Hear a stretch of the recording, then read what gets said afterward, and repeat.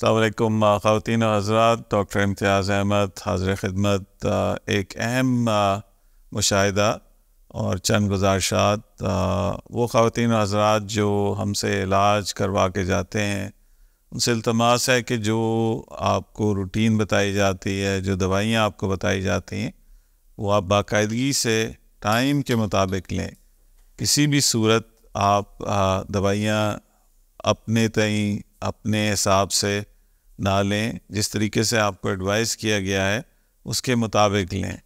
अमूमन हमें ये देखने में आया है कि हमारी ख़वातीन पेशेंट ख़ास तौर पे वो दवाइयाँ लेना छोड़ देती हैं। वो कि हम उनको लिख के भी बताते हैं, ज़बानी भी कई दफ़ा समझाते हैं। देखिए, ये इंतहाई ख़तरनाक सूरत हाल है।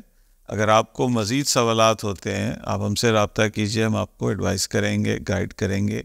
ये किसी तरह भी मुनासिब नहीं है कि आपको ख़ास कर जो दर्द की दवाइयाँ हैं वो आप छोड़ दें और फिर अज़ियत में मुब्तला हों और फिर उसी रूटीन पे चली जाएं जिस तरह के आप पहले कर रही थी कि ख़ुद से दर्द की दवाइयाँ ले ली। और ख़ास तौर पे दर्द के इंजेक्शंस जो कि मुज़र सेहत हैं और हमारे आम आवाम को इस चीज़ का अदराक नहीं है कि ये आपकी किडनीज़ उनको बहुत ज़्यादा नुकसान पहुंचाते हैं।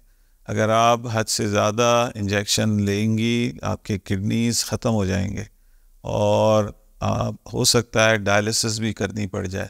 तो प्लीज़ अपनी सेहत का ख्याल रखें। जो दवाइयाँ आपको बताई गई हैं वक्त के मुताबिक लें।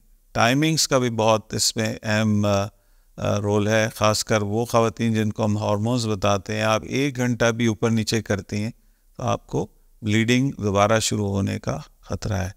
तो बराए मेहरबानी पोस्ट ऑपरेटिव ख़वातीन और हज़रात जिनको हमने दवाइयाँ बताई हैं, वो बताए गए उसूलों के मुताबिक, टाइमिंग्स के मुताबिक, दिनों के मुताबिक जो जो हमने आपको बताए हैं उसको फॉलो कीजिए।